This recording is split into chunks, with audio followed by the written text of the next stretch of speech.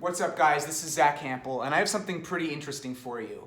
This is a blacklight flashlight, and this is a Major League Baseball. Now watch what happens when I turn out the lights here and we look at this using this. Ready for it?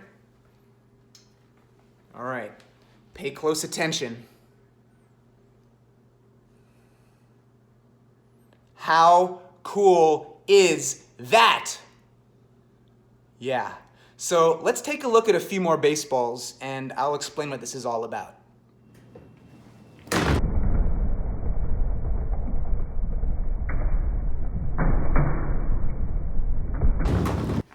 Every single Major League Baseball that gets assembled at the Rawlings factory in Costa Rica is stamped with invisible ink that only shows up under ultraviolet light.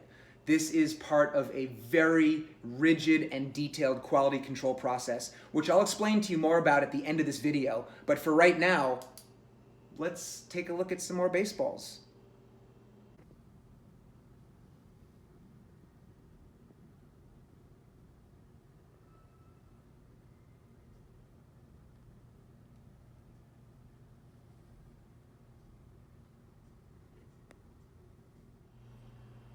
SunTrust Park, inaugural season. Check this out. That stamp is right on the main part of the logo. For some reason, that doesn't happen too often. 2014 postseason ball. Let's take a look. New York Yankees 100th anniversary. This baseball is from 2003.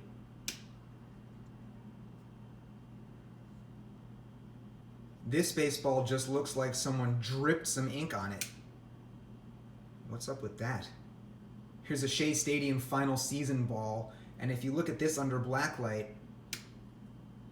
the whole thing seems to glow. 2005 All-Star Ball has a faint stamp right up there above the Rawlings logo. Opening series in Japan. Kind of hard to see, but it's there. 2009 All-Star Game ball. 2007 Home Run Derby. 50th anniversary of Dodger Stadium.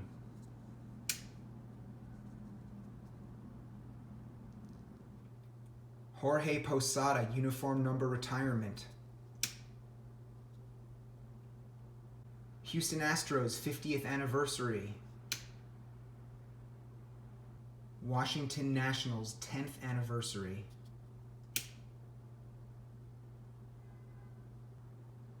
'17 All-Star Game.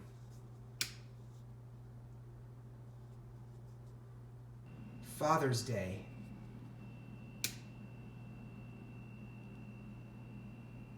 '17 World Series.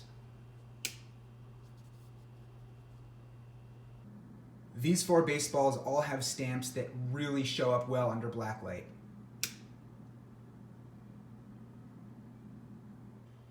This one has the strangest markings of all. Check this out.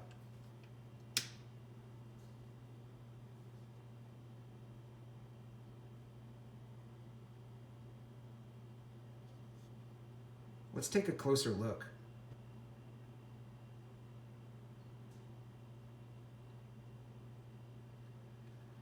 I have no idea what to make of this, but I can tell you that I like it.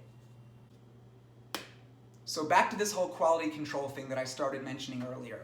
And this is going to take me a minute or two to explain, so bear with me. It's pretty fascinating. At the Rawlings factory in Costa Rica, you have several hundred employees who stitch baseballs by hand full-time, all right? Now, every one of these employees has a stamp at their workstation with a unique serial number on it. So when all these people are finishing stitching baseballs and before all these balls get sent to the inspection room, they all get stamped with invisible ink. Now in the inspection room, you have a couple of employees there who are really scrutinizing every baseball and looking for several different specific flaws and defects that can be corrected. Something as simple as like a misaligned stitch, All right, now if these guys in the inspection room find a baseball like that, they pull it aside, they look at it under ultraviolet light, they make a note of the serial number, and they send that ball back to the employee who stitched it for them to basically fix it. Then the ball gets sent back through the inspection process. So those baseballs I showed you earlier that are double stamped with invisible ink, that's basically what happened. They failed the first inspection, got sent back, fixed, and then they passed the second inspection. So you will find that if you acquire a blacklight and look at a bunch of baseballs, they won't all have invisible ink stamps.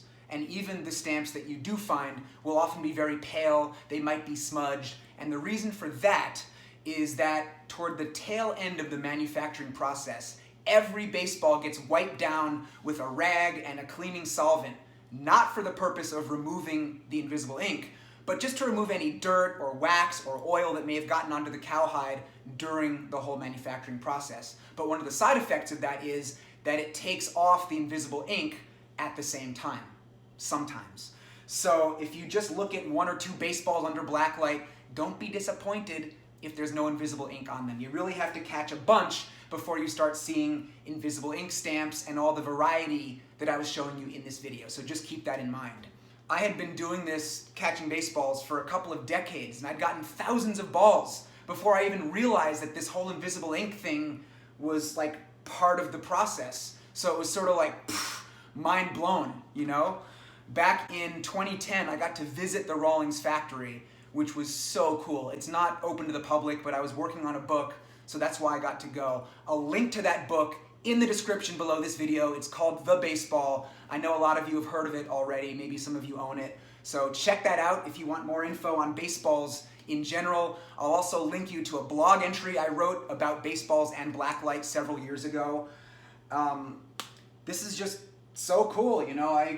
I geek out over stuff like this, so it's fun to finally do a video sharing it with you guys. Hope you enjoyed it, and thank you for watching.